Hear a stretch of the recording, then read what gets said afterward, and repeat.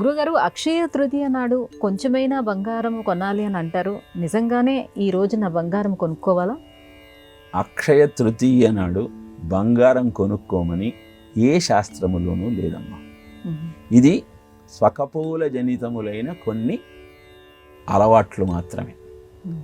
నిజానికి మీరు బంగారం కొనుక్కోవాలి అంటే అద్భుతమైన ముహూర్తము, పుష్యమీ నక్షత్రయుక్తమైన గురువారం నాడు మీరు బంగారం కొనుక్కోగలిగితే అది మీకు చక్కటి ప్రయోజనాన్ని అందిస్తుంది. గురువు ధనకారకుడు, పుష్యమీ నక్షత్రంలో యోగిస్తాడు గురువు. అందుకే బంగారాన్ని పుష్యమీ నక్షత్రయుక్తమైన గురువారం నాడు కొనుక్కోవాలి, కానీ అక్షయ తృతీయ నాడు కాదు. మరి అక్షయ తృతీయ నాడు ఏం చెయ్యాలి అంటే బంగారాన్ని దానం చెయ్యాలి.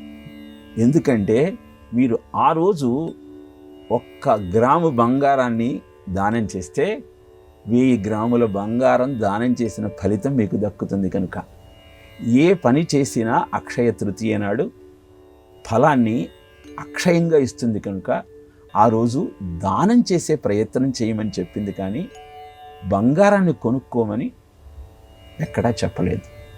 కానీ బంగారాన్ని ఈరోజు కొనుక్కుంటే ఇంకా మనం ఎక్కువగా కొనుక్కోవచ్చు. ఎందుకంటే ఏ కార్యక్రమమైనా ఈరోజు ప్రారంభిస్తే అక్షయం అవుతుంది అన్నారు అన్న భావనతో ఆ పని చేయటానికి సమాయత్తమవుతున్నారు. గమనించాల్సింది ఏంటంటే ఇవ్వటం సత్కర్మ, దాన్ని మనం గమనించాలి. అందుకనే యత్ దత్తం హుతం జప్తం అన్నారు, కానీ కొనుక్కోమని చెప్పలేదు.